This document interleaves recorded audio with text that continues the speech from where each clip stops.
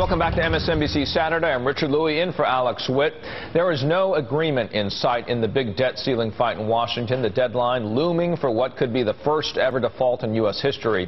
Emily Heil is a staff writer for Roll Call. And Emily, good morning to you. And as you watch this story develop over time, we've seen the goalposts move. Where are they now?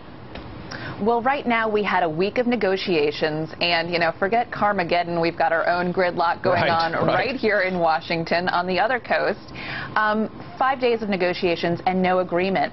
But what you have right now is kind of looking at what the fallback position is. What's the plan B, or maybe are we at plan C? I don't know, or D or E.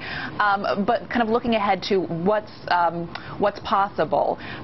This grand bargain that President Obama had wanted all along seems unlikely, but he's willing to accept something smaller. So I think in both chambers you're seeing some movement toward something else, something other than this grand bargain. Leaders are continuing to meet over the weekend. There are continued talks, and I think the negotiations are certainly still valid and certainly still going on. Nobody's walked away from the table. What's your sense? Who has the momentum right now? Is it the president? Is it Speaker Boehner? Is it House Majority Leader Cantor?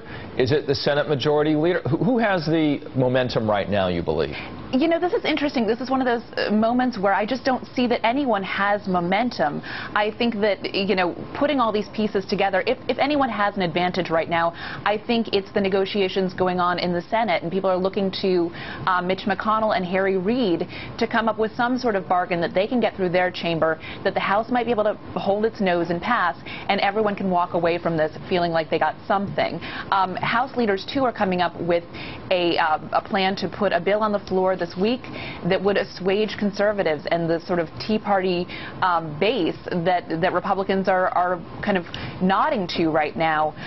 That bill they're calling it the Cut, Cap, and Balance bill. Right. Conservatives have wanted this all along, and what it does is it cuts spending pretty deeply, and it caps future congressional spending. So you have an unusual position of members of Congress passing a plan that would tie their hands in the future.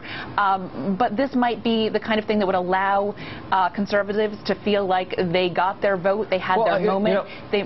Go ahead. But a big part of this, obviously, is the number that we've been staring at, and that's what that new amendment is, the CCB that you're talking about. That's not the amendment, but includes the discussion of the amendment. The debt has grown by leaps and bounds as we've been watching the numbers in the past 10 years, and that's what we're focusing on. I assume that's what they're doing on the Hill. It was $5.8 trillion in 01, 14.3. And some of the biggest factors in the rise here in terms of contributing to that are the Bush tax cuts, interest payments, and the wars in Afghanistan, Iraq, all adding more than $1 trillion each to the national debt. Now, the stimulus added $800 billion as well to that number. So when Republicans talk about a constitutional amendment that you're alluding to there, that would try to balance the budget. Does that mean we could not go to war unless it was already paid for? What's the thought? Do you know? Well, that's interesting. I mean, that does a constitutional codification of deficit trimming does in many ways tie Congress's hands. I don't know about war powers and how that would affect military spending, if there's any way around it, but I think that is the fear for Congress.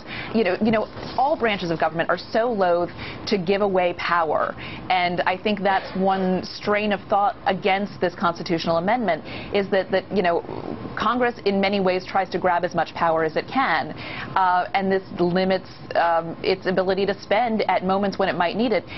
Even something like, if there needed to be another stimulus plan. I don't know if that's politically possible, but with this kind of constitutional tying of Congress's hands, it might not be possible.